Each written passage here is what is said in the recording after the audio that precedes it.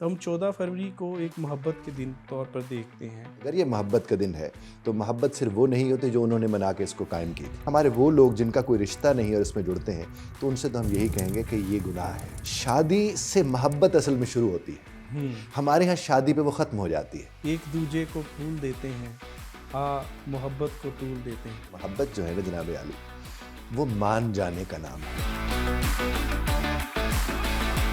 Love marriages flop होने की क्या वजह है? जब दो लोग एक दूसरे के रिश्ते में जुड़ते हैं तो दोनों जिम्मेदार भी होते हैं, दोनों जिम्मेदारियां भी होते हैं।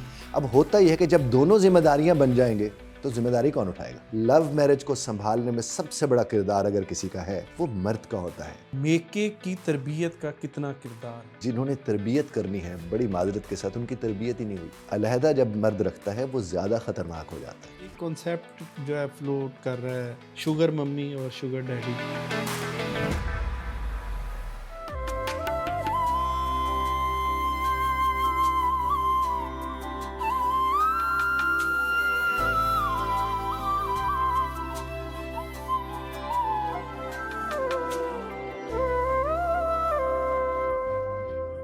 अस्सलाम वालेकुम अहबाब, अंदाज़ नजम में खुशामदीद। मैं जी नजम और आज हमारे साथ एक मरतबा फिर मौजूद हैं सैयद एजाज़ बुखारी। आप पहले भी हमारे चैनल पे इनको सुन चुके हैं। बहुत सारे दोस्तों ने फरमाइश की कि भाई लाइफ कोच भी हैं तो हमें इनके साथ गुफ्तगू में कुछ लाइफ कोचिंग के हवाले से भी सवालात शामिल करने चाहिए। तो हमने ये तय किया कि आज हम रिश्तों के मुतालिक और जो घरेलू मसाइल हैं उसके मतलब इनसे गुफ्तगू करेंगे। तो हमारे साथ मौजूद हैं जनाब सैयद एजाज़ बुखारी। अस्सलाम वालेकुम सर। सर वालेकुम अस्सलाम। सर आपको एक मरतबा फिर खुशामदीद। Honoured sir. और सर इतनी ज़्यादा जो है वो दोस्तों ने मैसेजेस के ज़रिए, कॉल्स के ज़रिए ये रिक्वेस्ट की कि सर को दोबारा बुलाएं और कुछ मज़ीद गुफ्तगू करें ताकि जो है हमारे जो कॉन्सेप्ट्स हैं किस चीज़ों के बारे में तो वो क्लियर हो सके। मैं जनाब उनका भी शुक्रगुजार और आपका भी। सर बहुत शुक्रिया। अच्छा सर, हम अभी आने वाला है 14 फरवरी। तो हम 14 फरवरी को एक मोहब्बत के दिन के तौर पर देखते हैं। बहुत सारे नो ब्याहता जोड़े भी इस दिन को मनाते हैं। आने वाली जो जनरेशन ज़ी है उसके लिए आप 14 फरवरी को किस तरह देखते हैं? क्योंकि कुछ ऐसी चीज़ें हैं जो कि शायद इस मुआशरे में इसका हिस्सा नहीं होना चाहिए, जिसको हम मोहब्बत नहीं कह सकते। तो ये आप कैसे इसको देखते हैं? मैं आपसे एक बात अर्ज़ करूं कि जब कोई दिन आपके शऊर का हिस्सा बन जाए, हुँ, आपके निज़ाम का हिस्सा बन जाए, हुँ, तो फिर उस निज़ाम के हिस्से में उसको शामिल करते हुए पहलूतही नहीं करनी चाहिए। ओके। अगर हम बड़े उस दिन को अब समझ लें कि भई हम चाहें या ना चाहें, हुँ, मनाने वालों ने मनाना है। हुँ, तो इसका मतलब फिर हम उसे एक वक़्त के लिए तस्लीम कर लें, एक्सेप्ट कर लें कि ये दिन है, इसकी एक अहमियत है और उसके साथ नौजवान नस्ल जब बाकी लोग जुड़ जाते हैं। हुँ, तो जहाँ तक मुआनी या मफ़ाहीम का ताल्लुक है जो उस दिन के साथ जुड़े हुए हैं, हम उसे अपने दे सकते हैं। हुँ, जिस तरह मुझे याद है कि एक बेटी वो ढेर सारे फूल ले आई और हुँ, उसने उसी दिन को इस तरह मनाया कि अपने अब्बा को भी एक फूल दे दिया, अपनी अम्मा को भी एक फूल दे दिया, बहनों को भी फूल दे दिया और उसने कहा कि मैं इस दिन को इस तरह से मना रही हूँ। हुँ, तो उसने कहा कि ये फूल अगर मैं किसी गैर को या नामहरम को जाकर देती हूँ तो उसमें गुनाह का उनसर शामिल हो जाता है। सही। और मुझे इस 14 फरवरी को इस तर्ज पर मनाना है कि अगर ये मोहब्बत का दिन है तो मोहब्बत सिर्फ वो नहीं होती जो उन्होंने मना के इसको कायम की थी। हुँ, तो इसका मतलब ये हुआ कि आप और हम मिलकर भी, मसलन आप भी शादीशुदा हैं, मैं भी शादीशुदा हूँ, हमारे लिए भी ये ज़बरदस्त वैलेंटाइन डे हो सकता है हुँ, अगर हम उसी तक महदूद रहें जो हमारे हक़ में है। हुँ, इसी तरह जो नौब्याहते जोड़े हैं वो उसको भी उसी तर्ज के ऊपर मना सकते हैं। हुँ, लेकिन ये चीज़ सामने रखने की कोशिश करें कि इसको अगर आप जाकर डिफेंड करने की कोशिश करेंगे तो हुँ, ये और ज़्यादा फले फूलेगा। और आप माजी करीब माजी बईद में देख लें, ये बड़ी तेज़ी से ये सारे का सारा सिलसिला फला फूला है चूँकि उसके ऊपर कदगन पाबंदी या और तर्ज पर लगाई गई। हुँ, जहाँ तक हमारे वो लोग जिनका कोई रिश्ता नहीं है और इसमें जुड़ते हैं तो उनसे तो हम यही कहेंगे कि ये गुनाह है, हुँ, इसको उस तर्ज पर उन्हें नहीं लेना चाहिए, नहीं जाना चाहिए। हाँ, उस दिन को अगर वो अच्छी तरह बैठ के गुफ्तगू करके, बातचीत करके, अच्छी चीज़ों का एक्सचेंज करके वो कर सकते तो वो कर लें उसको। सर मेरा वो शेर भी है ना इस हवाले से कि एक दूजे को फूल देते हैं, मोहब्बत को तूल देते हैं।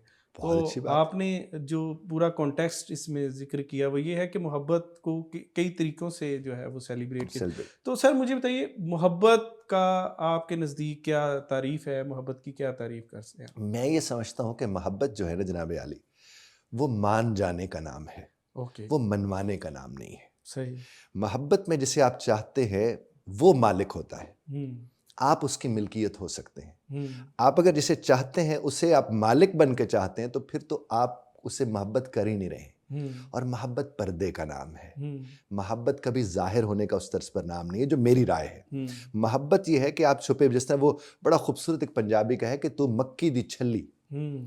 शर्मीली मस्तूर। हाँ हाँ।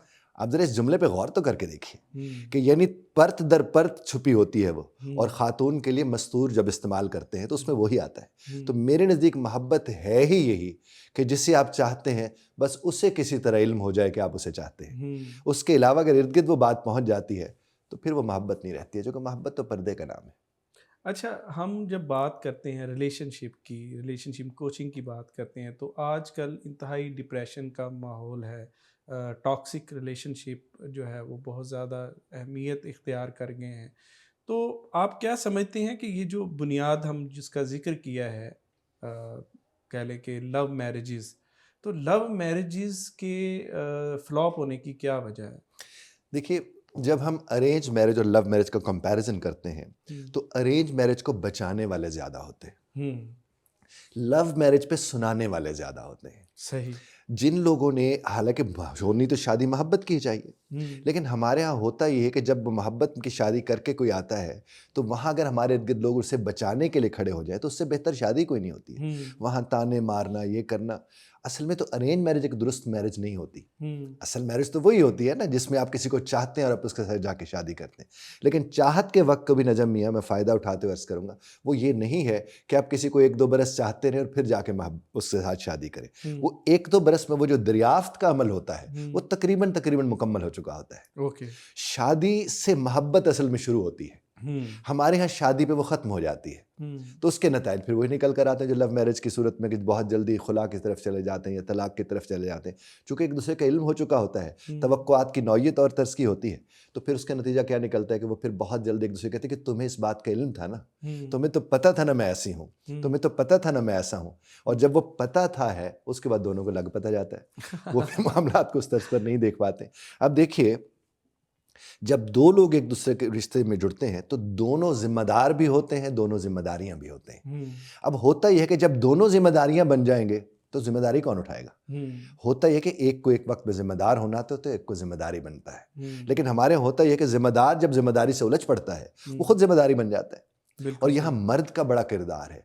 लव मैरिज को संभालने में सबसे बड़ा किरदार अगर किसी का है तो वो मेरे तजुर्बे में, मशाहिदे में, वो मर्द का होता है। क्योंकि औरत जज्बात का मजमुआ है, उससे तो तवक्को भी यही रखे, उसकी बेवकूफ़ी से तो मोहब्बत होती है, वही तो उसकी मासूमियत होती है जिससे आपको मोहब्बत होती है। और आप कहते हैं वो अकल के उस मेयार पर पूरी उतरे जो मेरा है, वो अगर उस पर पूरी उतरेगी तो वो फिर औरत थोड़ी रहेगी। देखिए ना, उसकी गलती उसकी मासूमियत है ना। वो यानी उस बात पे आपके साथ चिढ़ जाएगी जिसके ऊपर आपको बाद में खुद भी हंसी आ रही होगी, शायद थोड़ी देर बाद उसे भी हंसी आ रही हो कि मैं किस बात पर इससे नाराज हो गई थी। तो उसी को तो आपने चेरिश करना होता है मोमेंट को, और वही चीज़ उसको याद रहती है। मसलन वो आपने सुन रखा होगा, जाहिर है आप तो माशाल्लाह गज़ब के अदीम हैं, वो अगर वो पूछ ले मुझसे तुम्हें किस बात का गम है, तो फिर किस बात का गम है अगर वो, या वो दूसरा वो जो है कि उसने पूछा जनाब कैसे हो, अब इस खुशी का हिसाब कैसे हो।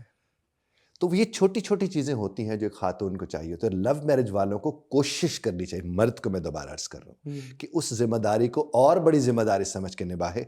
चूँकि लव मैरिज के 2-4 साल अच्छी तरह 2 साल भी गुजर जाए तो वो बड़ी शानदार ज़िंदगी होती है। लेकिन ये जो 6-8 महीने के अंदर इख्तलाफात पैदा होते हैं वो फिर खुला पे ख़त्म होते हैं। इसलिए हमारे पास जितने भी जोड़े आते हैं लव मैरिज वाले, हम उन्हें कहते हैं कम से कम पहले बरस बच्चा पैदा मत कीजिएगा, क्योंकि आपका कोई पता नहीं है, बाद में वो जाकर कहीं उसने भुगतना शुरू कर देगा। अच्छा, हीर रांझे की ऊपर भी कई दफ़ा बात कर रहे होते हैं, क्या सराहियाँ कर रहे होते हैं कि इनकी शादी हो जाती तो ये फ्लॉप हो जानी थी। कहा जाता है, ठीक है, कहा तो जाता ये इस कॉन्सेप्ट को जो लोग मतलब इस एक्सट्रीम के जो है प्रेडिक्शंस करते हैं, तो ये माइंड के हवाले से आप कैसे इसको देखते हैं? देखिए, मैं आपको एक बात अर्ज़ करूँ, पहले तो मैं इसी, आपने बड़ी अच्छी बात की हीर रांझे वाली, आप जितनी भी फिल्म्स देखें वो शादी पे फिल्म ही ख़त्म हो जाती है। उसके बाद वो आपको आगे जाती हुई नजर नहीं आती है। वो कहते हैं वह खुशी के लम्हात थे, बस उसी पे ख़त्म कर दिया। तो बाद में आने वाले जो मामलात हैं वो इमोशनल मैनेजमेंट के होते हैं।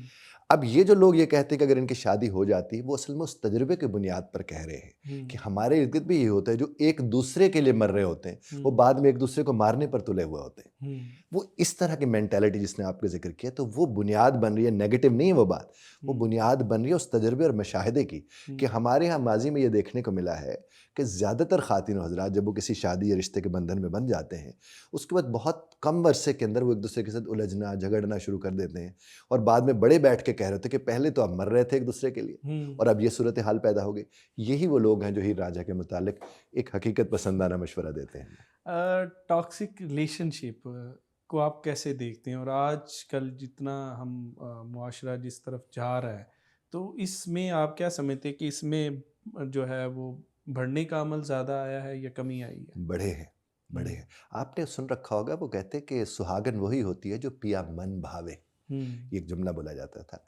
जब आपको कोई पसंद होता है तो वहाँ टॉक्सिसिटी नहीं होती। अब यहाँ पर होता है कि दो लोग, हमारा जो ये जो निज़ाम है जिसमें सब मिलके रह रहे होते हैं ख़ास तौर पर, वहाँ पर अगर आप देखें तो वो टॉक्सिक वो आपस में हो या ना हो, इर्द गिर्द इतने टॉक्सिक लोग मौजूद होते हैं कि वो कहीं ना कहीं उसका नेगेटिव पहलू आपके सामने लाना शुरू कर देते हैं। अब मिसाल के तौर पर अगर कहीं उसने चीख चिल्ला लिया, मैं अक्सर इस बात के ऊपर हैरान होता हूँ कि बड़े चीख चिल्ला लें तो जायज़ है, छोटे नहीं चीख चिल्ला सकते। मुझे आज तक नजमिया इस बात की समझ नहीं आई।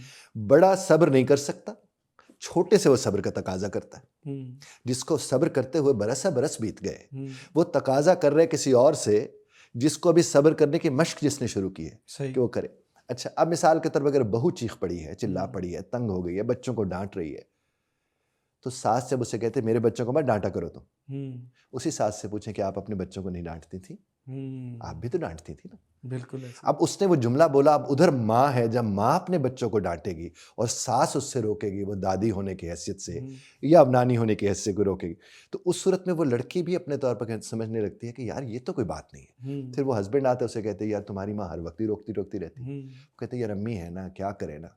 अब जब उसने कहा अम्मी है ना, क्या करे ना, तो एक्सेप्ट तो उसने भी कर लिया कि अम्मी है ना, और साथ ही उसने कह दिया कि ये सिलसिला तो चलता रहेगा। तो उससे क्या वो टॉक्सिक होगा या वो अमृत वाला रिलेशन होगा? उसमें अमृत तो नहीं होगा। दूसरी बात है कि मर्द जो होते हैं ये नॉर्मली ना गैर मुनासिब किस्म की टॉन्ट करते हैं। अब मिसाल के तौर पर एक साहब कह रहे हैं अपनी बीवी से, कहते चाय मिलेगी, तो आगे से वो कह दे कि आपको पहले कौन चाय देता है। अब देखिए बड़ा छोटा सा एक टुकड़ा था कि चाय मिलेगी, ये टॉन्ट करने वाला जुमला है। जैसे आज तक तो चाय मिली नहीं उसे इस घर से, या कपड़े इस दफा इस्त्री हो जाएंगे, अभी पिछली दफा किसने किया था। तो इसमें मर्द का बड़ा किरदार है। जहां टॉक्सिक रिलेशंस आते हैं उसमें भी मर्द का बड़ा किरदार होता है। जो हमारी बहनें बेटियां खातीन हैं, वो अगर कहीं कुछ ऐसा कर भी जाती हैं तो हमें उसको इसलिए नज़रअंदाज करना चाहिए, बड़ा शॉर्ट लिव्ड होता है। खातीन के जितने भी इमोशंस हैं वो बड़ी थोड़ी देर का एक पीरियड होता है, उसको अगर आप मोहब्बत से संभाल लें तो अगला पूरा वक्त संभल जाता है। अगेन मैं जो आपसे बार बार एक बात अर्ज करूं, मर्द को जो जिम्मेदार बनाया गया वो इसलिए बनाया गया कि वो संभाल सकता है जज्बात के उस मजमूए को। बिल्कुल सही जनाब। अच्छा सर, हम देखते हैं शादी होती है, जो लड़की है वो दूसरे घर में चली जाती है, तो मेके की तरबियत का कितना किरदार है उसकी अगली ज़िंदगी में? देखिए, जिन्होंने तरबियत करनी है, बड़ी माजरत के साथ उनकी तरबियत ही नहीं हुई, तो उनकी तरबियत का क्या किरदार होगा? देखिए, उनकी तरबियत पहले क्या होती थी कि अब वो घर है और तुमने बस उसी घर में रहना है। वो घर है और वहाँ की कोई बुराई हमें नहीं बतानी। पहले माजी बईद की बात कर रहा हूँ, तेरी तो लाश ही आएगी। हाँ, आज थोड़ा चेंज कर देते कि उन्ना दी आनी चाहिए। क्या बात। तो वो ये था कि पहले बहरहाल वो एक सिलसिला होता था कि वो करके भेजते थे। उसमें भी वो जो खातीन वहाँ ज़िंदगी गुजारती थी वो बेशक एक बेहतर ज़िंदगी हमारे सामने है, लेकिन वो बेहतर नहीं होती थी, चूँकि मेंटली हेल्दी नहीं होते थे वो लोग। उस एतबार से उन्होंने वहाँ पर यानी क्या कि अपने जज्बात को दबा के आपने ज़िंदगी गुजारनी है, आपका मन मार के आपने ज़िंदगी गुजारनी है। वो ज़िंदगी तो नहीं है, उससे इर्द गिर्द लोगों की शायद ज़िंदगी ज़रूर बन रही होती थी, लेकिन जिसको कहा जाता था उसकी अपनी कोई ज़िंदगी नहीं होती थी। उसकी वजह से आज आप देख लें कि जब उसके बाद पूरा एक पैराडाइम शिफ्ट आया, अब वही औरत ने जब अपने आप को देखना शुरू किया तो गैर मामूली और गैर ज़रूरी तौर पर देखना शुरू कर दिया। अब उसके नतीजा क्या हो रहा है कि पहले एक एक्सट्रीम पे खड़े थे और आज एक और एक्सट्रीम पे खड़े हैं। और अगर तरबियत वाक़यतन होती कि तूने अपना ख्याल रख के सबका ख्याल रखना है तो सूरत हाल मुख्तलिफ होनी थी। आज वो एक्सट्रीम नहीं आनी थी जो आज हमारे सामने आई हुई है। You won't believe it, ARY वाले मेरे इंटरव्यू करने आए, आज से 2-3 बरस पहले की बात है, शायद 4 बरस हो गए होंगे। उस वक्त 500 एक हफ्ते के अंदर खुला हुई लाहौर में, और वो रिपोर्टेड थी, उसके अलावा कितने होंगे। तो अब जो खुला बढ़ रही है या तलाक़ें बढ़ रही हैं, उनके ऊपर गौर करें तो वो यही हैं जो इधर उधर के लोग हैं। और मैं आपको एक बात अर्ज़ करूं, वो जो लोग जो अलहदा करके बैठी हुई हैं अपने हस्बैंड को, उनको भी मैं अर्ज़ एक बात करना चाहूँगा कि अलहदा जब मर्द रखता है वो ज़्यादा ख़तरनाक हो जाता है। क्योंकि जो फैमिली में होता है वो चीखने चिल्लाने से परहेज़ करता है कि कोई ना कोई रोकने वाला आ जाएगा, बदमज़गी होगी, ये होगा वो होगा। लेकिन जब वो अकेला ले जाता है तो उसको पता है मैं चीखूंगा चिल्लाऊंगा, अब कौन सुनने वाला है किसी तरह से। तो ये एक पहलू आता है। दूसरी बात है कि जिस तरह घर वाले संभाल लेते हैं, औरत जाके बाहर काम कर सकती है, वो ऐसे घरों में तो वो नहीं जाकर बाहर काम कर सकती। तो इस तरह बहुत सी ऐसी खुसूसियात खूबसूरतियाँ भी हैं। लेकिन मैके को मैं आपको नजर में अर्ज़ करूँ, मैं आजकल समधियों को ट्रेनिंग करा रहा हूँ। और उसकी वजह सिर्फ ये है कि मैंने कहा ये तो नहीं संभलने के, ये जो आपके घरों में अब रिश्ते बन गए वो नहीं संभलेंगे, अब आपको संभलना है। और अगर आप नहीं संभलेंगे तो मामलात नहीं संभल पाएंगे। वो जो 2-4 दिन आपको रोज नजर आ जाता है, फिर वो हफ्ते हफ्ते नजर नहीं आएगा। और अगर आप ये चाहते हैं तो आपको समझौते करने हैं। और समझौता क्या है, मत कहें अपने बेटे को बैठ के कि मेरे तो पूछते तो नहीं गई ना। ये बड़ा होता है। बल्कि किसी साहब ने भी ये बात की थी कि वो आकर सिर्फ इतना कह दे कि क्या मैं वहां चली जाऊं और मैं वहां जा रही हूं, इसमें फ़र्क है। अगर वो इतना ही कह दे क्या मैं वहां चले जाऊं, रोकना नहीं है, उसने जाने देना है। अब वो औरत कहती मैं इतना भी क्यों पूछूं, अगर मुझे किससे पूछना है तो मेरा हस्बैंड है। जब वो मेरे साथ जा रहे हैं मुझे किससे पूछने की जरूरत है। बिल्कुल। अब वो शरीय एतबार से तो गैर मुनासिब जुमला उसका नहीं है कि महरम के साथ वो बाहर जा रही है और महरम की इजाजत के साथ जा रही है, तो उसको 10 लोगों से पूछने की क्या जरूरत है। इस बात को अब किसने समझना है, समधियों ने। अगर वो समझेंगे, वो कहते हम तो अपनी सास के पूछे बगैर इधर उधर जाते ही नहीं थे, हम तो हमसाए वाले से भी बात करने जाते थे तो पूछते थे कि हम अम्मी जी या कर लिए।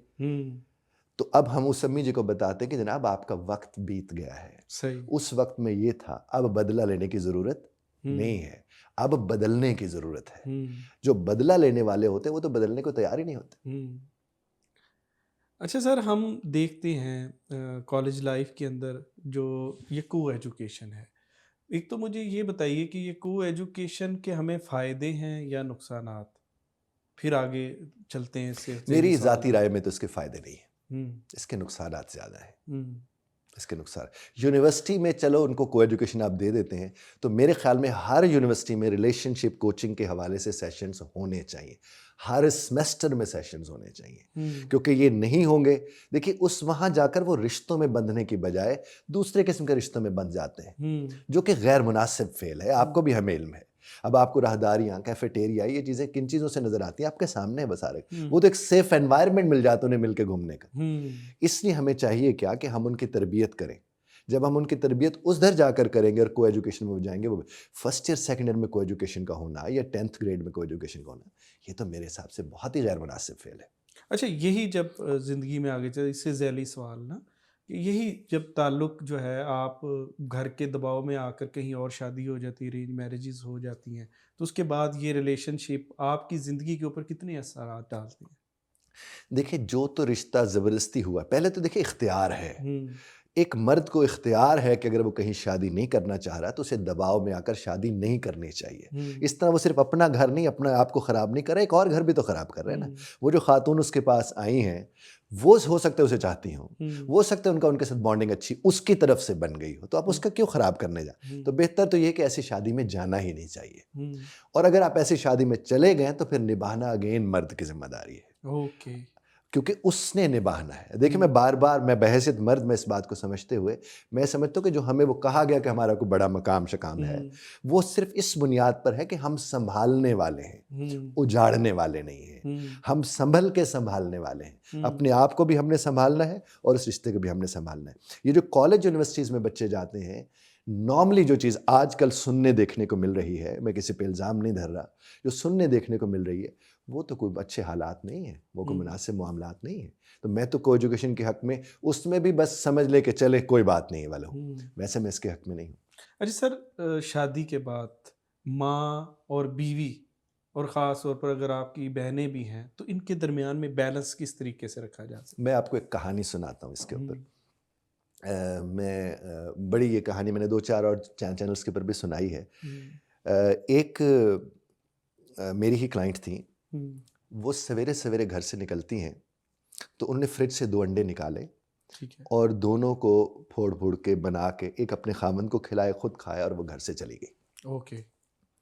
11 बजे के करीब खामन को फ़ोन आता है कि हम्म। बीवी से कहना कि वो अपने मैके चली जाए, सास फ़ोन करती है अच्छा। और इधर ना आए। हम्म। उसने कहा, अम्मी जी बताइए हुआ क्या? हम्म। वो कहने लगे कि 2 ही अंडे थे जो मैंने रात मंगवा के रखे थे, तुम्हारी बहन आई हुई थी और ये उसके लिए थे और ये जानबूझ के ये हरकत करके गई है, ओके। लिहाजा इसका घर आना नहीं बनता। हम्म। अब हस्बैंड ने फ़ोन किया अपनी बीवी को कि वो समझाने की गरज से कि देखो तुम आज ना अपने घर चले जाना, मैं शाम को तुम्हें ले लूँगा। लेकिन उसका था कि मैं ज़रा मामला ठीक विक करके ले लूँगा। उसने कहा नहीं कोई बात है तो मुझे बताओ। उसने कहा कोई बात नहीं है, मैं तुम्हें कह रहा हूँ कि तुम जो है ना वो घर चली जाओ, मैं शाम को तुम्हें ले लूँगा, कौन सी ऐसी बात है? उसने कहा नहीं मैंने 10। उसने कहा कि जनाब फिर ये मामला हुआ है, अम्मी जी ये कह रही हैं। उसने कहा नहीं तुम परेशान नहीं हो, मैं घर आ जाऊँगी, मैं खुद सारा मामला संभाल लूँगी। वो लेती है जनाब वापसी पे 12 अंडे, वो घर आती है और आके यूं चारपाई पे बैठी सास के आगे फेंकती है कि इसकी वजह से मुझे घर से निकलवा रही थी तुम, ये लो तुम 2 लेकर गई थी, 12 लेकर आई।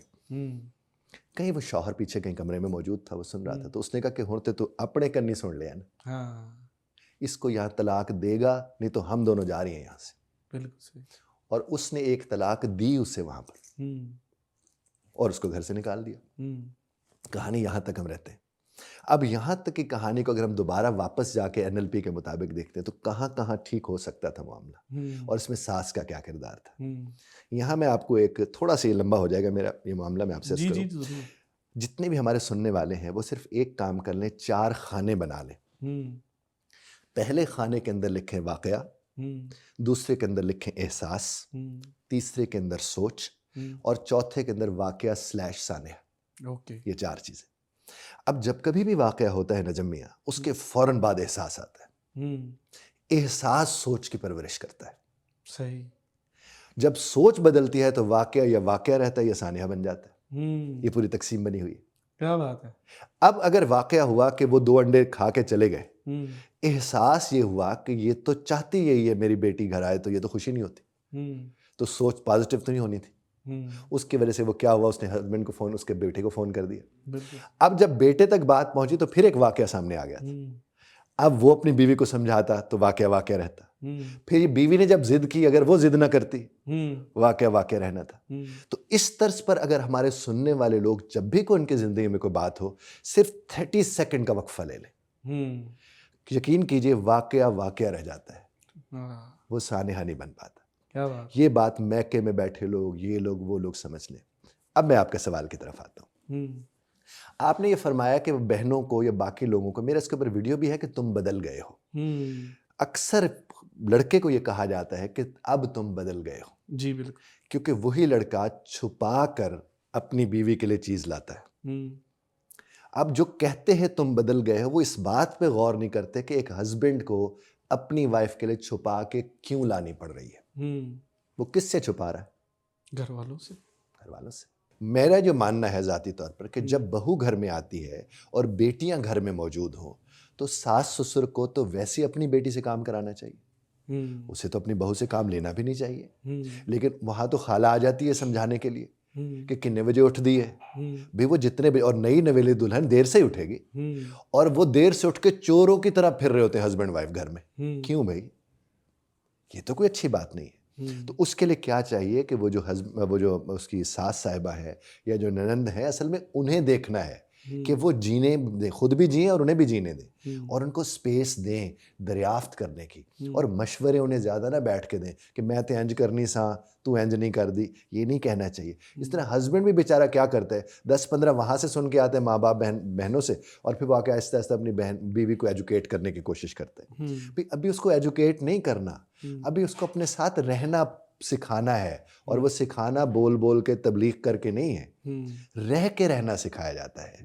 हमारे यहाँ बता के रहना सिखाया जाता है, और जब बता के कोई ना सीख रहा फिर लगा के रहना सिखाया जा रहा होता है। तो जब बता के और लगा के आप किसी को रहना सिखा रहे होंगे तो फिर तो आपका रिश्ता ख़राब होना शुरू हो जाएगा। तो आपका हमारा काम ये होना चाहिए, जो हम अवेयरनेस वाले कराने वाले लोग हैं जो मीडिया से जुड़े हुए हैं, आपका हमारा काम यह है कि हम रहनुमाई करें उन लोगों की कि उस औरत के आने से पहले भी उनके घर की रोटी रोजी चल रही थी, उनका किचन चल रहा था, उनके सारे मामला चल रहे थे और वो आगे भी चल सकते हैं। बिल्कुल ठीक। ये हमें और बहनों को भी कहना चाहिए कि आपने भी किसी के घर जाना है, तो आप देखें क्या आप अपनी भावज को, क्या आप वो माहौल दे रहे हैं जो एक अच्छा माहौल होता है, वो दे रहे हैं आप उसे।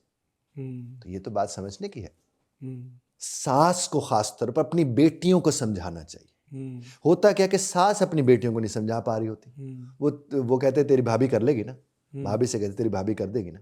तो ऐसी बात नहीं है। हम ये नहीं कह रहे कि अब देखिए, अगर वही खातून, मेरे पास ऐसे भी किस्से आए कि जिसमें सास ससुर धोबी से अपने कपड़े धुलवाते थे और उसी से इस्त्री करवाते थे बेटियों की मौजूदगी में। जब बहू आई तो तुमने करने, क्यों भाई? गैर मुनासिब बात है ना, ये तो नाइंसाफी है।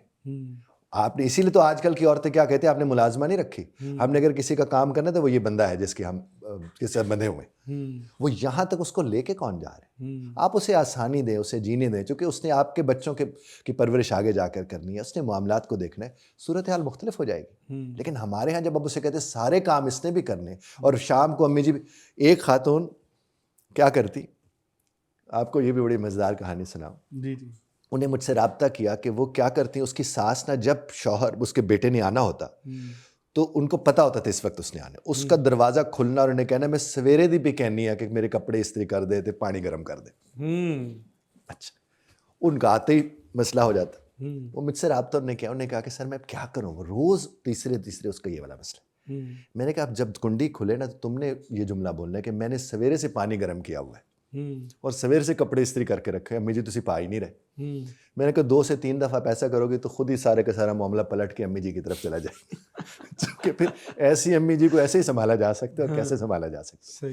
तो ये बुनियादी तौर पर हमारी जो बहनें बेटियां हैं, जो बहू हैं घरों में, उनको हम ये अर्ज़ करेंगे कि उनको भी वो स्किल सेट चाहिए टू डील विद। और ये जो बड़े बूढ़े हैं, इन्हें चाहिए कि उनके खूबसूरत दिन हैं, उन्हें खुदा के वास्ते जीने दें, उन्हें किसी खौफ का शिकार अभी मत करें, उनके ऊपर चीज़ें उस तर्ज की मत रखें जो आप डाल के फिर क्या करते, उसी लड़के को दिनों में वो बूढ़ा हो जाता है, दिनों में उसकी बीवी बूढ़ी हो जाती है, और उन्हें एक दूसरे को मिलकर जवानियाँ देखनी थी और आप उनकी ज़िंदगी में बुढ़ापा ले आते हैं। नहीं करना। अच्छा सर, अभी जनरेशन जी के हवाले से बात करें तो एक कॉन्सेप्ट जो है फ्लोट कर रहा है, अक्सर पॉडकास्ट में भी हमने सुना है, शुगर मम्मी और शुगर डैडी के हिसाब से।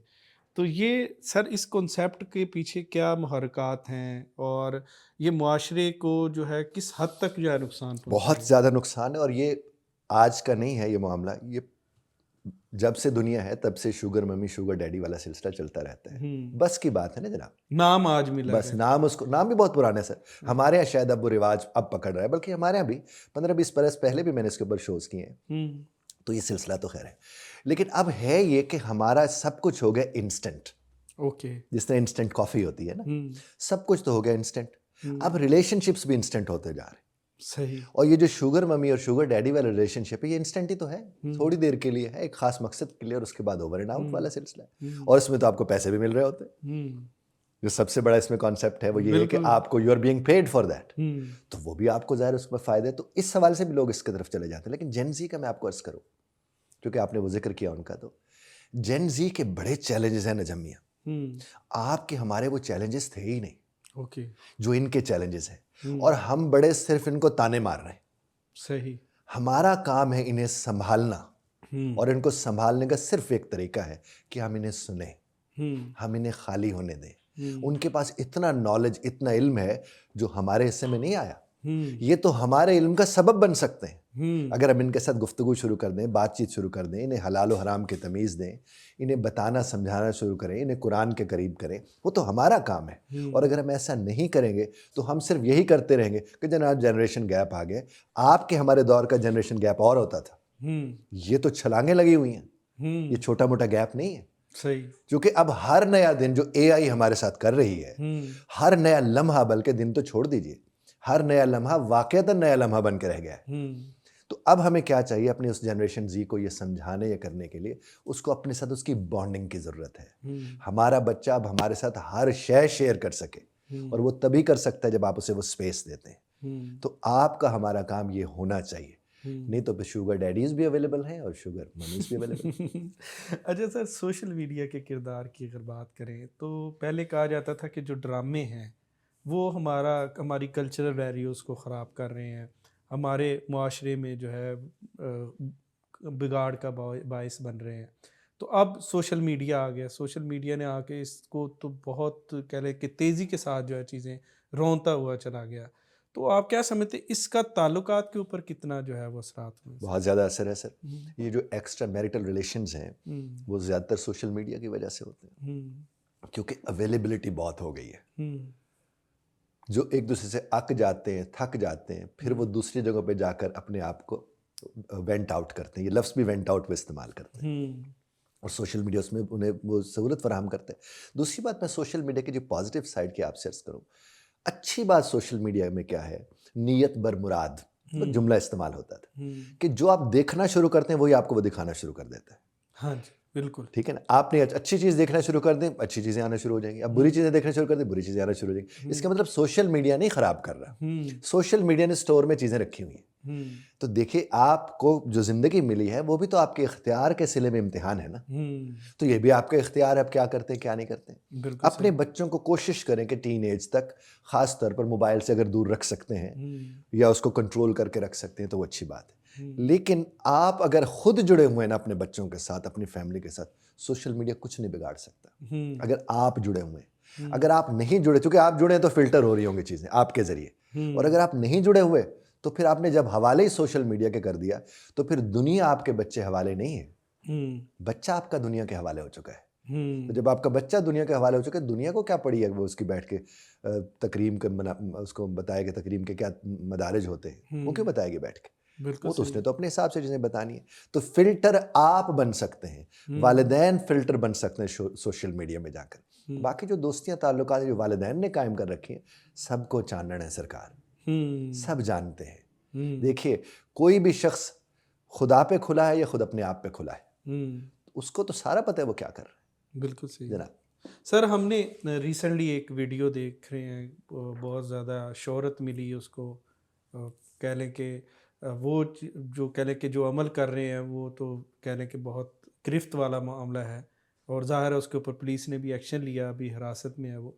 तो एक ऐसी नाजेबा वीडियोस बनाना, और वो भी एक ऐसे बंदे के साथ जो कि बंदा कह लें कि आपके रिलेशनशिप का नहीं है, आपके महरम नहीं है, उसके साथ आप नाजेबा हरकत कर रहे हैं, तो आप क्या समझते, और उसकी आप दलील ये लेके आए कि भाई जो मेरा मर्द है उससे कुछ नहीं होता तो इसलिए मैं इधर आई हूँ। तो ये इस सारे हालात को मेरा ख्याल आप समझ गए जी जी, होंगे। मैं आपकी तो बात मैं समझ गया। सिर्फ इसको कॉन्टेक्स्ट में इसलिए जिक्र किया ताकि किसी का नाम भी ना आए जी जी और आप तक बात भी पहुंचे और सुनने वाले भी समझ लें जी। कि क्या बात है। देखिए, आपको जब मज़हब एक चीज़ की इजाज़त देता है तो वो तो आपको करना चाहिए। अगर आपको पता है कि आपके इस तरह के मामला दुरुस्त नहीं है तो आपको इजाज़त है, आप अलहदगी इख्तियार करके आप शादी करें। और अगर आप अलहदी इख्तियार नहीं करते और ये जाकर करते हैं तो ज़ाहिर है वो हराम है, वो हलाल तो नहीं है। जो अमल था जी जी बिल्कुल, वो ज़ाहिर है हलाल तो किसी भी सूरत, और वो जितने भी दलाइल आप उसके दे दें वो उसको हलाल नहीं करार दे सकते। हलाल का एक तरीका है जो कुरान और सुन्नत में वाज़ेह है, और वो ये है कि फिर आप वहाँ से अलहदगी इख्तियार करें। आप जिससे भी मनपसंद आपका बंदा है आप उससे शादी करना चाहते हैं आप शादी करें। दूसरी बात, जहाँ तक आप समझते हैं ना ये जो वीडियोज़ बनाना या ये चीज़ें करना या वो करना, प्राइवेसी होती है, हर शख्स की एक प्राइवेसी है। उस प्राइवेसी में इन्वेड करने वाला कोई भी शख्स है, वो चाहे पुलिस भी क्यों नहीं है, इजाजत तो नहीं है सर। कैसी इजाजत है? हर एक की प्राइवेसी है। आप उसको क्या हरासा करना है ना, फिर उसके अलावा तो और कुछ करना नहीं है। आप देखिए, आप अगर गाड़ी में बैठे हैं, अपनी बीवी के साथ बैठे हैं और आपको कहें निकाहनामा वखा, व्हाट इज दिस? क्यों जी? लेकिन वो जाहिर है मामला तो आपको पता है कि किस तर्ज पर चल रहे हैं। लेकिन हमें जिस बात को नजमिया समझना है, इस चीज़ का जो भी अमल हुआ है, इस तरह की और भी बहुत चीज़ें सुनने करने को मिलती हैं। आप अगर कुरान और सुन्नत के मुताबिक चलेंगे ये चीज़ें दुरुस्त हो जाएगी। अगर आप उसके मुताबिक नहीं चलेंगे, आप जितने दलाइल लेकर आ जाएं, कोई दलील नहीं रहती है। वो जो भी खातून दलील दे रही है कि जनाब ये वजह थी, ठीक है, वजह को हम तस्लीम करते होगी, लेकिन उसका हल जो उन्होंने पेश किया वो हल तो नहीं है। क्या बात है। जनाब। मेरा ख्याल है कि सम अप होगी ये बात। अच्छा सर, हम अमूमी तौर पर हमारा जो मुआशरा है उसके बारे में एक बात कही जाती है कि ये जो है वो नुक्ताचीनी ज़्यादा करते हैं, लेकिन जो है अमली तौर पर उस तरह के नहीं हैं। लाइक इसी की बात कर लें कि नाजेबा वीडियोस की बात कर लें, या वो कंटेंट जो कि बैन है उसको मुख्तलिफ प्रॉक्सीज लगा के ये देखने का अमल है। तो कहा जाता है कि एक तरफ जो चीज़ सबसे ज़्यादा इस्लामिक कंट्री हैं, हम इस मुआशरे के अंदर रहते हैं और इस मुआशरे के अंदर हमने जो है इस पाबंदी है और सारी चीज़ें हैं, इसके बावजूद ये हम बात करें तो ये कंटेंट भी ज़्यादा यहाँ पे देखा जाता है। तो उस इसकी क्या वजह है? एजुकेटेड नहीं है हम लोग। हुँ, हमारे यहाँ चीज़ों को इस तरह छुपा के ख़जाने के तौर पे रखा जाता है हुँ, कि फिर उस ख़जाने को जाकर निकालने का सबको मन कर रहा होता है। हुँ, आप जब एजुकेट कर देंगे कि ये प्रोसेसेस हैं हुँ, और इनका ये मतलब होता है, हुँ, कोई इश्यू नहीं होगा, फिर हुँ, आपको ये चीज़ें नज़र नहीं आएंगी। हुँ, जब आप एक चीज़ को मलफूफ रखेंगे, उसमें तो आपने खामखा एक्साइटमेंट भर दी ना उसके मुतालिक। हुँ, तजस्सुस जनाब आली, तजस्सुस हुँ, तो रास्ते बनाता है। हुँ, तो जब आप उसे तजस्सुस दे देंगे, क्यूरोसिटी उसको दे देंगे, हुँ, तो वो तो फिर भागेगा और दौड़ेगा उस तरफ। और बिल्कुल यही ऐसे हो है। रहा है। तजस्सुस का भरम कैसे रखा जाता है? हुँ, हकीकत सामने रख के हुँ, क्लैरिटी आ जाती है। आप हकीकत सामने रख दें, कोई मुतजस्सिस नहीं होगा उस मामले को लेकर। हुँ, और ये बात पेरेंटिंग से शुरू होती है। हुँ, हमारे यहाँ पेरेंट्स क्या होते हैं, कोई एक छोटी से छोटी बात भी अपने बच्चों को बतानी है तो वो कहते हैं कोई और बता दे, मैं हुँ, कैसे बताऊं? हुँ, आप क्यों नहीं बता सकते?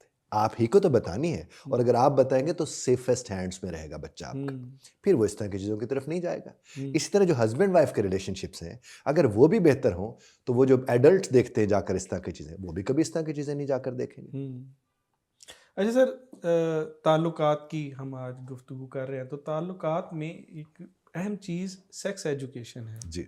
तो इसका क्या जो है वो अमल दखल है इसके अंदर, ताल्लुकात बनाने के अंदर, और इसका किस हद तक इल्म होना चाहिए, और ये बुनियादी ज़िम्मेदारी किसके ऊपर जो है देखिए, वो? पहली तो बुनियादी ज़िम्मेदारी ये वालिदैन पर है, और हुँ, अगर वालिदैन को शर्म और हया इस सवाल से आती है, तो उलमा इस मामले में बिल्कुल नहीं वो करते। वो हुँ। बाकायदा बड़ी क्लैरिटी के साथ ये बात समझाते जी, हैं। बिल्कुल। आप उलमा के साथ रब्ता कर सकते हैं, और अगर आपको ज़्यादा प्रॉब्लम है, तो आप डॉक्टर्स को कह सकते हैं। तो हुँ, पहले पेरेंट्स हैं, हुँ, फिर उलमा हैं, फिर डॉक्टर्स हैं। हुँ, अगर इस तरतीब से आप अपने बच्चों को एजुकेट उनसे करवा दें, चूँकि निज़ाम तालीम में तो ये चीज़ मौजूद नहीं है, हुँ, और अभी इसके ऊपर शायद पता नहीं बात भी करेंगे तो वो उसको और तर्ज पर लिया जाएगा। हुँ, बाहर के निज़ाम तालीम में ये चीज़ें मौजूद हैं, इसलिए वो बड़े क्लियर हेडेड होते हैं। हुँ, यहाँ के निज़ाम तालीम में चूँकि वो मौजूद नहीं है, तो पेरेंट्स के तौर पर पहले पेरेंट्स को एजुकेट करना चाहिए। हुँ, अगर वो समझते हैं, उन्हें लजा आती है एजुकेट करते समय, तो वो क्या कर सकते हैं, उलमा से रब्ता कर सकते हैं। वो हुँ, अपने बच्चों को वहाँ ले जाएँ, वो उन्हें बैठ के समझाएँ, बताएँ। और वालिदैन की मौजूदगी में वो समझाएँ, ठीक है। उनकी गैर मौजूदगी में नहीं। इस तरह हुँ, डॉक्टर्स के पास लेकर जाते हैं, तो डॉक्टर्स भी वालिदैन की मौजूदगी में उन्हें समझाएँ। हुँ, वो बहुत अच्छी बात है। और इसी तरह से अगर आप समझते हैं कि एक ऐसी बाज़-औक़ात फीमेल टीचर्स हैं या मेल टीचर्स हैं, जो बच्चों के करीब हैं, बच्चों को उनके ऊपर एतमाद का रिश्ता है, तो वहाँ भी जाकर वालिदैन की मौजूदगी में वो उन्हें एजुकेट करें, तो इन मामलात का हल निकल सकता है।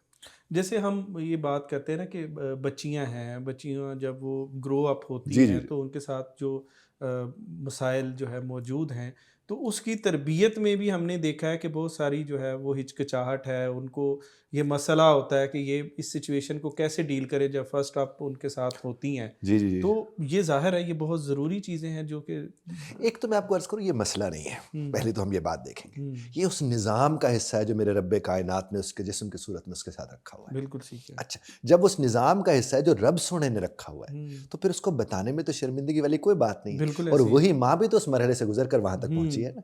तो बेहतर तो बात ये है कि वो माँ बताएँ। अक्सर होता है कि खाला, फूफी वो लोग बता देते हैं। बाज़ औक़ात दादियाँ, नानियाँ भी मौजूद होती हैं घर में। हुँ, लेकिन जो अब मुआशरा बनता जा रहा है उसमें दादियाँ, नानियों की जगह ही नहीं रही वैसे तो। तो ऐसी सूरत में क्या होता है कि वो या तो माँ बताए या फिर वही फीमेल टीचर्स। नॉर्मली स्कूल्स में मैंने ये देखा है कि जो सिर्फ़ को-एजुकेशन वाले नहीं, दूसरे स्कूल हैं, वहाँ पर नॉर्मली एजुकेट कर देती हैं ख़ातिन। हुँ, वो जो वहाँ पर फीमेल जो टीचर्स होती हैं या हेड मिस्ट्रेसेस होती हैं या प्रिंसिपल्स होते हैं, वो लेके बता देते हैं। लेकिन तरीका वही रहेगा, इन केस अगर आपको लगता है कि नहीं, हुँ, तरीका तो वही रहेगा मेरी जान। नहीं तो बिल्कुल। ज़ाहिर है बड़ी एम्बैरेसमेंट होती है बच्चियों को, उन्हें समझ में नहीं आ रहा होता। हुँ। बजाय आप फरमा रहे हाँ जी, हैं। बिल्कुल। जनाब। अच्छा सर, हम कुछ किरदार हैं हमारी ज़िंदगी में, जब हम कहते हैं कि खाला और फूफो को हम देखते हैं, ये रिश्तों के ऊपर बड़ा इम्पैक्ट डालते हैं ये किरदार। हमें ये बात बताइए आपके तजुर्बात और मुशाहिदात की नज़र में कि जो खाला है वो अच्छी क्यों है और फुफ्फो बुरी क्यों है? देखिए, मैं आपको एक बात अर्ज़ करूँ कि खाला वाला जो ताल्लुक़ होता है और जो नानो वाला ताल्लुक़ होता है, ये बरस हा बरस से नानो जिस तरह देख लेती है अपने बच्चों को, दादो उस तरह नहीं देखती। हम्म तो हम फुफ्फो या खाला की तरफ जाने से पहले अगर नानो दादो तक चले जाएं तो फुफ्फो और खाला समझ आ जाती है। हम्म दादी का किरदार आपको ज़्यादातर सख्त नज़र आएगा, हम्म इस तरह नानी का किरदार आपको नर्म नज़र आएगा। हम्म तो वो जो फुफ्फो है उसका ताल्लुक़ दादी से है, हम्म तो वो सख्ती वहाँ से वहाँ तक आ जाती है। ओके दूसरी बात, इसको बेहतर कौन कर सकता है? हम्म बेहतर इसको कर सकती है वो खातून हम्म जिसकी बहन और जिसकी वहाँ से वो ननंद आ गई। बिल्कुल सही। अब जब जिसने आना होता है, हम्म अब आना है फुफ्फो ने, हम्म फुफ्फो के आने पे अगर खातून एक्साइटमेंट वही वाली जाहिर करे जो खाला के आने पे करती है, हम्म फुफ्फो फिर फुफ्फो होगी। हम्म समझ रहे? यानी जो काम नानो ने और दादो ने खराब किया था उसको माँ ठीक कर सकती है, उसके अलावा कोई नहीं ठीक कर सकता। बिल्कुल फुफ्फो ठीक। लाख ठीक करने की कोशिश करे, जब तक माँ उसे एक्सेप्ट नहीं करेगी वो किरदार ठीक नहीं हो सकता। बिल्कुल सही है। और अक्सर क्या होता है कि मैं लोगों से कहता हूँ कि ये तो टेस्ट केस होता है ना, कि सिर्फ ये कह दे फुफ्फो ने आना है और रिकॉर्ड कर ले माँ के फेस को, एक्सप्रेशंस, समझ आ जाती है। हाँ जी। और वही खाला के आने पर हो तो समझ आ जाती है। अब क्या होता है, अक्सर वो आपने मीम्स में भी देखा होगा कि शौहर फ़ोन करते हैं कि अम्मी आ रही हैं तो कुछ बना दो, और उसकी अम्मी रही होती है हाँ लड़की की। हाँ बिल्कुल ऐसी है, बिल्कुल ऐसी है। अच्छा, वो कहते क्या बनाना है, कुछ आप ले आना ना, ये कर लेना ना, वो कर लेना, आप देख लेना, और बाद में पता चला आपने तो मुझे बताया नहीं कि मेरी अम्मी आ रही थी। हाँ तो आप इस चीज़ को खुद देखें ना, तो वो किरदार उसका है, वो जो वहाँ पर मौजूद। दूसरा किरदार उसमें है शौहर का, और वो ये है कि वो अपनी बहन को इस कदर प्यार, एहतराम और इज्जत दे और इतनी एक्साइटमेंट दिखाए अपनी बहन की आमद पर कि बच्चों को एहसास हो कि फुफ्फो की अहमियत क्या है। वो भी वो मर्द दिखा सकता है। अगर औरत नहीं दिखा रही तो ये मर्द का काम है। और अगर वो भी अवॉइड करना, नॉर्मली मर्द स्यापे से बचने के लिए अवॉइड करना शुरू करते हैं, वो भी कहते हैं अच्छा बाजी आप हम बाहर मिल लांगे, मैं आ जाऊंगा ना। लेकिन नहीं, वो बाजी को बार बार आने दे, जो कि नस्ल तो उन्हीं की है, उन्हें तो इस चीज़ को देखने की ज़रूरत है।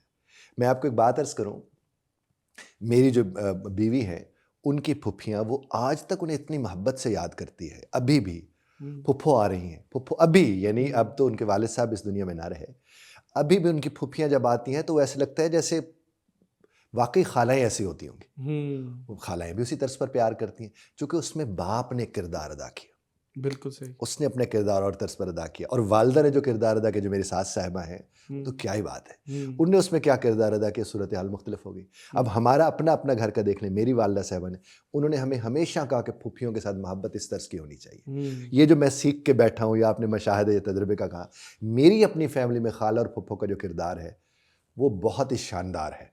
वो मेरे ससुराल में भी है और मेरे मैके में भी। मैं दोनों जगहों पर जब देखता हूँ तो सूरत हाल वो मुख्तलिफ हो जाती है। तो इसका मतलब ये है कि, और चूँकि मुझे पता है मेरी वालदा ने वो किरदार अदा किया, उधर से मेरी सास साहिबा ने वो किरदार अदा किया, तो आज भी जो हमारी बहनें बेटियाँ जो घरों में मौजूद हैं, अगर वो वाकई ये किरदार अदा करना शुरू कर दें तो इन रिश्तों से रहमतें मिलेंगी, इन रिश्तों से खूबसूरतियाँ नसीब होंगी। थोड़ी देर के लिए तो आना है यार, अब उतनी देर के लिए चलो स्टेज ही लगा लें, थोड़ी देर का सेट लग गया, स्टेज लग गया, खुशी का इजहार करें, खुशी खुशी वो यहाँ से जाएं, दुआएं दे के जाएं। वो अपने भाई को दुआ नहीं दे के जाएगी तो और क्या दे के जाएगी। बिल्कुल सही जनाब। अच्छा सर, कज़न मैरिजेस, इसका रिवाज मेडिकल के हिसाब से हम देखें तो उसमें बहुत सारे जो है मसाइल हैं, इस तरह की चीज़ें हैं।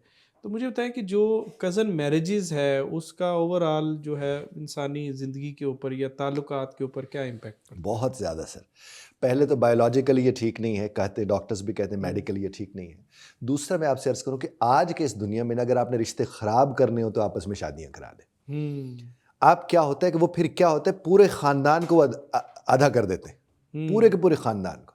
यानी आपने अगर चचा के यहाँ शादी कर ली अपने बच्चे की, या आपने शादी कर ली फुफ्फा के यहाँ, या आपने शादी कर ली मामू के यहाँ, तो फिर कोई भी मसला आता है तो वो दो रिश्तेदार दो हिस्सों में तकसीम हो जाते हैं। और अगर आप कहीं बाहर शादी करते हैं तो फिर चचा ढेर बन जाते हैं उस लड़की के, आप मामू ढेर बन जाते हैं उस लड़की के या उस लड़के के। तो कोशिश ये करें कि शादी आप अपने ख़ानदान से बाहर करें, क्योंकि ख़ानदान से बाहर जब आप शादी करेंगे तो पूरा ख़ानदान आपके साथ खड़ा होगा। और अगर आप ख़ानदान के अंदर शादी करेंगे तो ज़्यादातर इम्कानात ख़ानदान के आधे आधे होने के। तो लिहाजा मैं तो हमेशा रेकमेंड ये करता हूँ कि शादियाँ आपस में नहीं करनी चाहिए। तो शादियों की बात करें तो कहा जाता है कि यार आपको इस्लाम कहता है कि 4 शादियां जो है वो आप कर सकते हैं, ठीक है। तो लेकिन आप उसके दरमियान में अगर एक जो है तवाज़न कायम कर सकें और सबको साथ लेके चल सकें, तो ये सुन के तो बड़े वो चेहरे के जो है वो तासरात मर्दों के तो बड़े चेंज होते हैं। तो इसके पीछे आपका ज़ाती जो है वो नज़रिया क्या है कि ये जो 4 शादियां अगर इजाज़त है तो करनी चाहिए, नहीं करनी चाहिए, और हमारे मुआशरे में इसको कैसे देखते हैं? एक तो बिल्कुल करनी चाहिए। हुँ, आप अगर अफोर्ड कर सकते हैं, चूँकि हुँ, शादी का ताल्लुक है फाइनेंशियली आप अफोर्ड कर सकते हैं या नहीं कर सकते। हुँ, दूसरा, मेंटली आप इतने स्ट्रांग हो कि तवाज़ुन अपने जज़्बात का रखना होता है। हुँ, अगर आप मेंटली ठीक हैं और पैसे वाले हैं, बिल्कुल आपको करनी चाहिए। हुँ, लेकिन शादी आप करें उससे जो ज़रूरतमंद है। मसलन ओके, कोई बेवा है, हुँ, कोई तलाक़ याफ़्ता है, हुँ, कोई बांझ हुँ, है जी? यानी जिसकी औलाद नहीं और उसको अगर किसी उसके मर्द ने छोड़ दिया, आप उसे अपनाएँ, अपनी ज़िंदगी में लेकर आएँ, उसे हुँ, तौक़ीर दें, उसका एहतराम करें। क्यों नहीं करें? हुँ, 4 की 4 आप रख सकते हैं, लेकिन सिर्फ़ उस सूरत में जब जज़्बाती तवाज़ुन और माली तौर पर आप उनको देख सकते हैं, हुँ, तो बिल्कुल आपको करनी चाहिए। हुँ, और अगर आप ये नहीं कर सकते, तो फिर आप करेंगे तो भुगतेंगे तो आप ही, हुँ, और कोई तो नहीं भुगतने के लिए जा रहा है। बिल्कुल ऐसे। लेकिन इसको जिस तरह नेगेटिवली हमारे यहाँ पोर्ट्रेट किया जाता है, वो गैर मुनासिब फ़ेल है। हुँ, हमारे ख़ातीन भी इसको इस तरह से पोर्ट्रेट करती हैं कि बहुत नेगेटिव है। मर्द भी उसको कहते हैं, यार एक स्यापा पहले, मैं एक और स्यापा कहाँ से लेकर आ जाऊँ। हुँ, तो वो जब नेमत को और रहमत को स्यापा समझ के बैठा होगा, तो हुँ, दूसरा भी तो स्यापा ही होगा ना उसके लिए। आप यानी नेमत समझते हैं इसको? अल्हम्दुलिल्लाह, ओके, अल्हम्दुलिल्लाह। देखिए, आप ये तो रब ने कहा राहत है आपके लिए। हुँ, जब रब्बे कायनात ने उसको आपके लिए राहत बना रखा है, तो आप उससे हुँ, राहत लें। हुँ, और इस तरह की राहत आप 3 और भी ले सकते हैं। हाँ, अगर आपको राहत लेना आता है, राहत दे के साहब राहत ली जाती है। अगर आप राहत दे सकते हैं, आपको राहत लेना आता है, इसमें हुँ, कोई ऐसी दूसरी राय नहीं। बिल्कुल ठीक। तो बिल्कुल करनी चाहिए शादी, और जिस तरह के मामलात हैं, और आजकल जितनी खुला तलाक हो रही है, वैसे भी एक किस्से में ज़्यादा आने वाली हैं, इसमें ऐसी कोई बात नहीं है। सर हम देखते हैं बच्चियों की उम्रें बहुत ज़्यादा होती जा रही हैं और रिश्ते उस तरह नहीं मिल पाते। तो ये क्या वजूहात हैं, क्यों जो है वो इस तरह के मसाइल, क्योंकि आपने कहा बाहर शादियां करनी चाहिए फैमिली से बाहर, एक तो रिस्क के भी मामलात हैं, बंदा फैमिली के बारे में पूरी टो लेनी पड़ती है एंड तक सारा कुछ। तो ये बच्चियों के जो रिश्तों में मसाइल हैं, ये क्या आपको लगता है? आज से कोई ख्याल में 1 या डेढ़ बरस पहले एक मॉर्निंग शो में हमारे पास एक यूएनओ की रिपोर्ट आई, कोई 2.5 करोड़ के करीब लड़कियां हुँ, थीं, जो कि 30 से ऊपर थीं शायद, इस तरह से कोई था सिलसिला, कि जिनकी शादियां नहीं हुई थीं। हुँ, मैंने बात एक की उनसे, मैंने कहा ये जो शादियां नहीं हो पाती, उसकी वजह वो लोग हैं जिनकी शादी होनी है, वो लोग नहीं हैं। हुँ, जो इर्द गिर्द के लोग हैं, उनकी वजह से शादी नहीं हो पाती। हुँ, मैंने उनसे कहा कि इन लड़के लड़कियों को सिर्फ ये कह दें आप शादी कर लें, हाँ, हफ्ते में सारे शादीशुदा होंगे। ओके, और ये जो इधर बैठ के इन्होंने चेकलिस्ट बनाई हुई है, हुँ, वो ननंद ने अलहदा बनाई हुई है, माँ ने अलहदा बनाई हुई है, इधर वालों ने अलहदा, उधर वालों ने अलहदा, वो चेकलिस्ट कभी शादी नहीं करने देगी। हुँ, यहाँ तक कि अभी मंगनी होती है, निकाह होता है, तो यहाँ से लड़का कॉल कर रहा होता है कि एलसीडी इतने इंच वाली होनी चाहिए, हुँ, फ्रिज ये वाला होना चाहिए। बहन आके कि भाई ये वाला भी कह दो, भाई वो वाला भी कह दो। वही बहन ये नहीं बैठ के सोचती कि मैंने भी जाना है, और अगर मुझे लड़के नहीं कह दे तो कितना बोझ पड़ता है। बिल्कुल सही। तो एक तो ये वजह है मेरी जान। दूसरी वजह सबसे बड़ी ये है कि ये जो सेट लगते हैं हुँ। शादी वाले से देखने वाले दिन, हाय, हाय, हाय! अल्लाह मेरा माफ़ प्री रखे। वेडिंग ओ सेलिब्रेशंस भी हो, अब ये एक अल्लाह रिवाज माफ़ चल रखे। पड़ा है ना? अब ये जो सेट आपने लगाया कि घर वालों ने आना है हुँ, लड़की देखने के लिए, और यहाँ पूरा सेट लगेगा, हुँ, वही फिर जब सेट उठता है तो सारे अपसेट होते हैं, वो होना भी हुँ, चाहिए उनका। हुँ, अब उस वक्त के लिए सब झूठ पर चल रहा होता है हुँ, कि बच्चे शोर नहीं करेंगे। अब बच्चे क्यों ना शोर करें, बच्चा ही तो होता है जो शोर करता है। हुँ, अच्छा, बर्तन इस तर्ज पर आएंगे, तुमने इस तरह लजा के आना है, तुमने शोर नहीं करना, थोड़ी देर खुदादा ना आई, चीख पुकार ना करी। ये हुँ, सारा कुछ करने के बाद क्या होता है, उधर भी वॉशरूम उस दिन और तरह से धुलते हैं, और हाँ, फुफियाँ वॉशरूम देखने ज़रूर जाती हैं, किचन देखने जाती हैं। ये सब ड्रामा ही तो चल रहा होता है। हुँ, उस ड्रामे को जब हकीकत की शक्ल इख्तियार करते हैं, फिर मसले शुरू हो जाते हैं। हुँ, और दूसरा, आपने ये जो फरमाया कि देखना पड़ता है, तो हुँ, साहब शादी का मैं आपको अर्ज़ करूँ, जितना देख लें हुँ, पता बाद में चलता है, हाँ, इससे पहले नहीं चलता। देखिए, घर में साथ ही कज़न से शादी करते हैं, 20-20 साल साथ रह रहे हैं, इतने अच्छे कमाल सुशील लोग होते हैं, शादी के बाद ऐसी बलाएं अंदर से निकल कर आती हैं, समझ ही नहीं आ रहा होता। तो ये तो रहने दीजिए कि किसी को देखना पड़ता है, टोह लगानी पड़ती है, इतना कुछ समझना पड़ता है, आप नहीं समझ पाते हैं। आप सीधा स्वभाव जितना कुछ नज़र आ रहा है उसके मुताबिक देख के आप शादी कर लेते हैं। इसीलिए जुआ कहते हैं इसको। जी, इसीलिए इसको ये कहते हैं। और वैसे भी देखिए ना, आप इसको जुआ की बजाय अगर आप इसे ये समझ ले कि ये दरियाफ्त के अमल की शुरुआत है, तो दरियाफ्त तो बहुत कुछ होता रहता है। तो आप जब जहाँ देखें भी अच्छे ठीक, अच्छा कुछ लोग कहते हैं भी ठीक कमाता होगा, जो ठीक कमाता होगा उसकी उमरियत बाली तो नहीं हो सकती, उसकी फिर उम्र उस तर्ज पर होगी। इसलिए मैं कहता हूँ 18 से 20 बरस तक लड़की की शादी कर देनी चाहिए। इससे आगे नहीं जाना चाहिए। लड़के को भी 24 से आगे नहीं जाना चाहिए, ताकि वो इंजॉय तो कर सके उस रिश्ते को। अब आप 30-32 के जाके शादी करोगे, औलाद होगी, तो आप तो उस बच्चे को उछाल भी नहीं सकते, उसके बाद आप उसके साथ उतना खेल नहीं सकते हैं। तो लिहाजा मैं तो यही अर्ज करूंगा कि एक तो शादी जहां होनी है शादी कर ले, ना उसके लिए सोचिए, और कोशिश करें कि निकाह करें। निकाह के फौरन बाद उसके कहो भाई ये ले जाओ हमारी लड़की, ये हमने एक देग बनाई है जिसमें तुम्हारे रिश्तेदार आ जाए, घर में खा लेंगे, तू वलीमा करने तो कर ले, दैट्स इट। चाह भी तो होंगे ना। हाँ, वो चाय तो मार देने मेरी सरकार, वो चाय तो खराब करते हैं। अब वो क्या फायदा कि आपने कर्ज उठा के आपने 5 लाख 10 लाख 15 लाख 2.5-3 घंटों पे लगा दिया, और उसके बाद फिर वो कर्ज चुकाने में आपके वक्त बीत जाए। ये किसने आपको कहा है? और शो मारने वालों के साथ तो फिर होनी भी ऐसे चाहिए। शादी करनी है, शो नहीं मारना। और बुलाया इसलिए लोगों को जाता है कि वो गवाह हो कि हमने बड़ी इज्जत के साथ अपनी बेटी को रुखसत किया है। और यकीन कीजिए अगर ये सिलसिला हो जाए कि मस्जिद में निकाह की सूरत में, उसी वक्त जो बांटना है तकसीम करने कर ले, उन्हें कहें जनाब आप माँ बाप आए और हमारी बेटी ले जाए, और ये पहले से तय कर ले, हो जाता है। क्योंकि लड़के लड़की को नॉर्मली इससे मसला नहीं होता, लड़की की सहेलियों को मसले होते हैं, लड़के के दोस्तों को मसले होते हैं, ननंद को मसला होता है, सास को, मेरे चाह आपने जिस तरह लफ्ज़ फरमाया, नहीं जनाब ये गैर मुनासिब फेल है। क्यों नहीं शरीयत को देखते आप? शरीयत तो कहीं ऐसा नहीं कहती कि चाह तो इंज भी पूरे करने थे। और कितनी रस्में आपने खुद फरमाया कि शादी से पेशतर, और अब तो शादी के बाद भी रस्मों में इजाफे होते चले जा रहे हैं। वो पत्नी को बेबी शावर है, वो ये वाला शावर है, वो वाले पता क्या क्या चीज़ें, और वो फिर वो फल भी लेकर आओ कि गोद भराई की रस्म तक चली जाती है। हो क्या रहा है? ये वो चीज़ें हैं जो मीडिया के तवज्जुह से हम तक आती हैं, और हम बग़ैर समझे समझाए अपने पर बोझ डालने की कोशिश करते हैं। बहुत शुक्रिया सर, यकीनन बहुत उम्दा और कीमती मालूमात और कह लें इल्म में इजाफ़ा के बाइस बनी आपकी बातें सर। तो इजाज़त लेते हैं हम दोस्तों से। अहबाब ग्रामी, सैयद एजाज़ बुखारी यकीनन जितनी उम्दा गुफ्तगू और जिस अंदाज़ में ये गुफ्तगू फरमाते हैं, वो इंसान को बहुत ज़्यादा जो है इल्म में इजाफ़ा भी करती है, और शायद एक कह लें कि रास्ता भी देती है कि भाई आप किस तरीके से अपनी ज़िंदगी में बेहतरी ला सकते हैं। तो हमें इजाज़त दीजिए, इंशाल्लाह फिर मुलाकात होगी। अल्लाह हाफ़िज़।